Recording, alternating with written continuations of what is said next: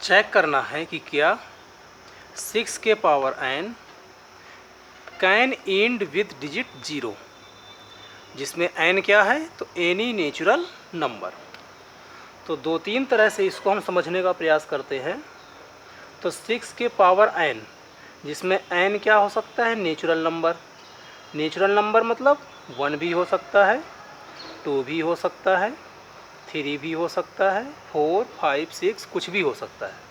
ठीक, तो 6 के पावर n का मीन्स 6 को एक बार लिखना है, 6 के पावर 2 का मीन्स हुआ 6 को 2 बार, 6 के पावर 3 का मीन्स 6 को 3 बार, ऐसे ही 6 के पावर 4 का मीन्स 6 को लिखना है हमें 4 बार। 4 बार लिखेंगे तो इसका जो आएगा 6666 और मल्टीप्लाई करेंगे तो इसका आ जाएगा इतना। इसी तरह से 5 का भी यदि हम लिखना चाहें तो ये आ जाएगा।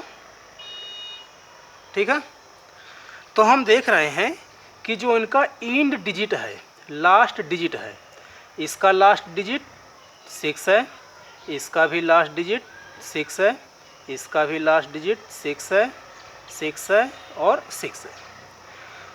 ये कह रहा है कि एंड डिजिट विद 0, 6 के पावर ऐसी कौन सी नंबर ले लें नेचुरल नंबर जिसमें हम यदि इसका आंसर निकालें तो लास्ट का जो डिजिट आए वो कितना आए 0।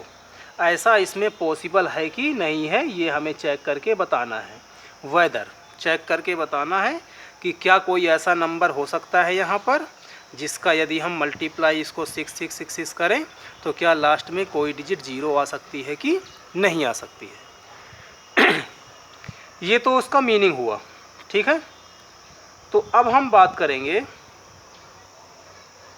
तो जैसा कि देख सकते हैं हम इसमें कि अभी तक तो इसका एंड डिजिट 0 नहीं हुआ है, लेकिन हो सकता है 6 के पावर कुछ 15, 16, 100, 200 कुछ भी रखने पर इसकी वैल्यू जो है लास्ट में क्या आ जाए 0 आ जाए। ऐसा हो सकता है कि नहीं हो सकता, यही हमें चेक करके बताना है।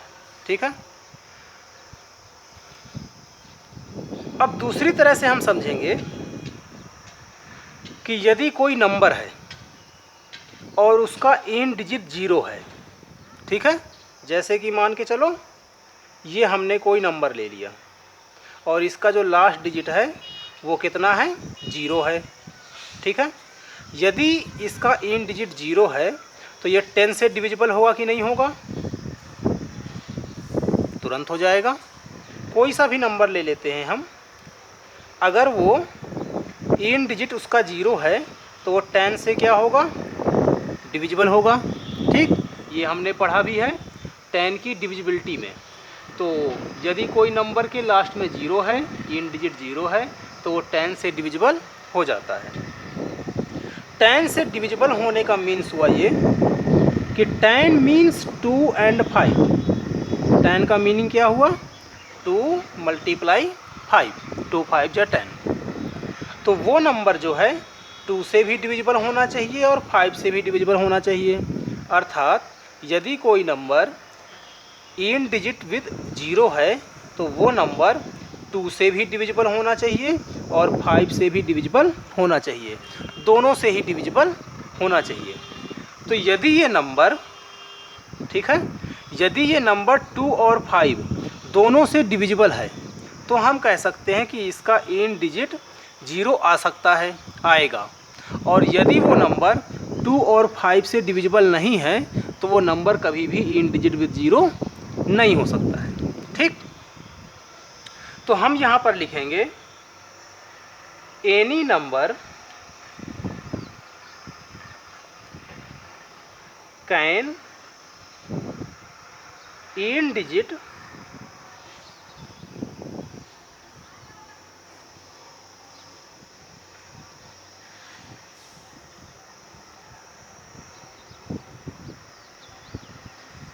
Digit with 0।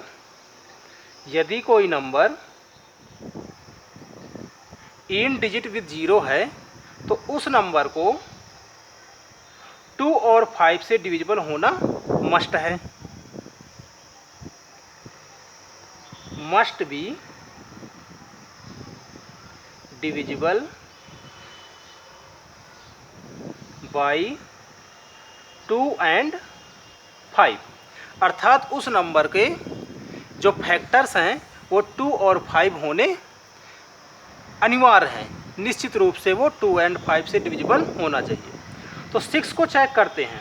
हो सकता है पेपर में कोई और नंबर आ जाए, 6 ना आ जाए, 4 आ जाए, या कोई दूसरा नंबर आ जाए, 8 आ जाए, 10 आ जाए, 15 आ जाए, कुछ भी आ जाए। तो हम सबसे पहले उसकी हम डिविजिबिलिटी चेक करेंगे 2 और 5 से। तो हम देख सकते हैं कि 6 के जो फैक्टर होते हैं वो होते हैं 2 and 3, जिसमें 2 तो है लेकिन 5 नहीं है।